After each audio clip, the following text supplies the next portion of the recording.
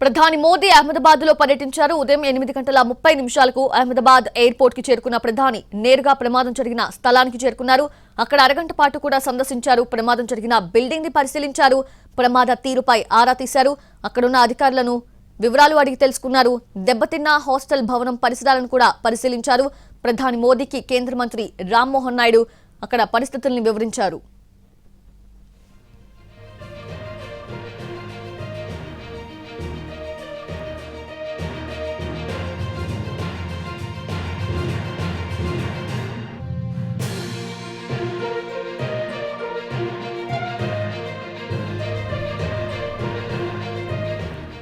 ఇక అలాగే అధికారులకు ప్రధాని మోదీ పలు సూచనలు చేసినట్లు తెలుస్తోంది. పూర్తి నివేదిక కోరినట్టు సమాచారం.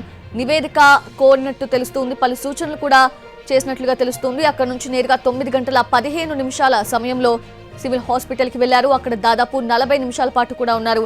అక్కడ మృతుల కుటుంబాలు క్షతగాత్రులను పరామర్శించారు. విమాన ప్రమాదంలో గాయపడిన బాధితులను పరామర్శించారు. వారి ఆరోగ్య సమస్యలపై డాక్టర్స్ ని వివరాలు అడిగి తెలుసుకున్నారు.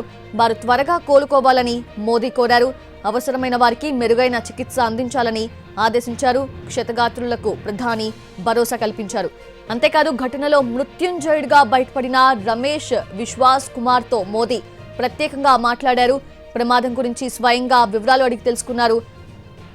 ఎలాంటి పరిస్థితుల్లో బయటకొచ్చారు, ఎలా తప్పించుకున్నారు అనే విషయాలను కూడా ప్రధాని మోదీ స్వయంగా అడిగి తెలుసుకున్నారు. అయితే తాను కూర్చున్న చోట ఎమర్జెన్సీ డోర్ ఉండటంతోనే బయట పడ్డానని ప్రధానికి రమేష్ విశ్వాస్ కుమార్ వివరించినట్లుగా తెలుస్తుంది. మనం చూస్తున్నాము ఎన్టీవీ స్క్రీన్ మీద విజువల్స్ లో మృత్యుంజయుడు రమేష్ తో ప్రధాని మోదీ మాట్లాడుతున్న దృశ్యాలను మనం చూస్తున్నాము. ఆ రమేష్ ని ఆయన ప్రధాని మోదీ పరామర్శిస్తూ ఉన్నారు. అండ్ అసలు ఎలా సేవ్ అయ్యారు, ఎలా తన ప్రాణాన్ని కాపాడుకున్నారు, ఎలా ఫ్లైట్ నుంచి అంత ఘోరమైన ప్రమాదం నుంచి బయటపడి బ్రతికారు అనే వివరాలన్నీ కూడా ప్రధాని మోదీ స్వయంగా రమేష్ని అడిగి తెలుసుకుంటున్నారు.